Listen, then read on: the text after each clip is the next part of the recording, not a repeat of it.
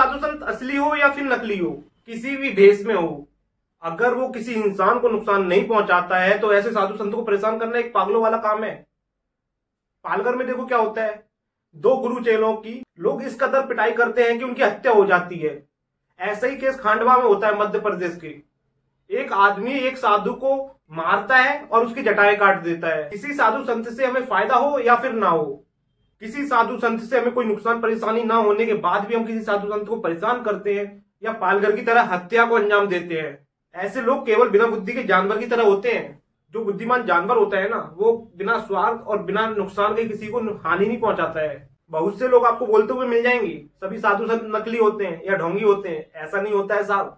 अभी मोदी सरकार 500 और 2000 के नए नोट लेके आई थी। जब तक मार्केट में नए नोट नहीं आए थे उससे पहले आपने ऐसे 2000 और 500 का नोट देखा था क्या? जब से मार्केट में 500 और 2000 का असली नोट आ गया है, तब से मार्केट में 500 और 2000 का नकली नोट भी आ गया है। गड्डी की गड्डी ले लो आप मेरे भाई। अगर आपको नकली साधु देखने को मिल जाए ना तो समझ लेना असली साधु है, तभी आपको नकली साधु देखने को मिला है। असली को देखकर ही नकली बनता है, ना कि नकली को देखकर असली बनता है। कभी भी नकली साधु संतों के चक्कर में असली साधु संतों का अपमान मत कर देना, फिर मत रोते रहना पूरी जिंदगी भर, हाय मेरी किस्मत साथ नहीं दे रही है। अरे साहब, ये भारत की धरती है, यहाँ सब संभव है। यहाँ पर ही रामकृष्ण ने जन्म लिया है और वहीं वृंदावन जैसी धरती पर प्रेमानंद जैसे महाराज रहते हैं, जिन्हें राधा के सिवा कुछ दिखते ही नहीं है। इसी भारत की धरती पर मीराबाई और रसखान जैसे बड़े बड़े भक्तों ने जन्म लिया था और लेते हैं। इस धरती पर बड़े से बड़े भक्तों के साथ साथ ज्ञानी ध्यानी साधु थे और हैं और रहेंगे। जो लोग बोलते हैं ना भगवान नहीं होते हैं, जब तक इनके अच्छे दिन चलते हैं तब तक ये खुद को ही भगवान समझते हैं।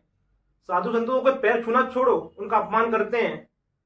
जैसे इनके बुरे दिन आते हैं ना तो ये गधे के भी पैर छूते हैं।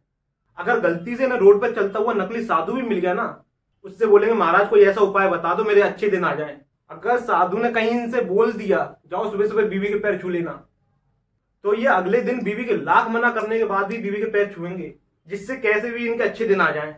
हमारी ये बहुत गलत सोच होती है। जीवन में कुछ नहीं है तो साधु संत बन जाओ। साधु संत बनना हम हंसी खेल का काम समझते हैं, बस भगवा डालो और साधु संत बन गए। ऐसा नहीं होता है साहब। तुम लोहे पर ना सोने का कलर कर दोगे तो लोहा सोना नहीं बनेगा।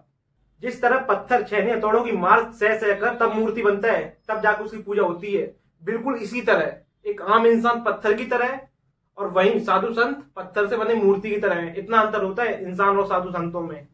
ऑडियो जंगल।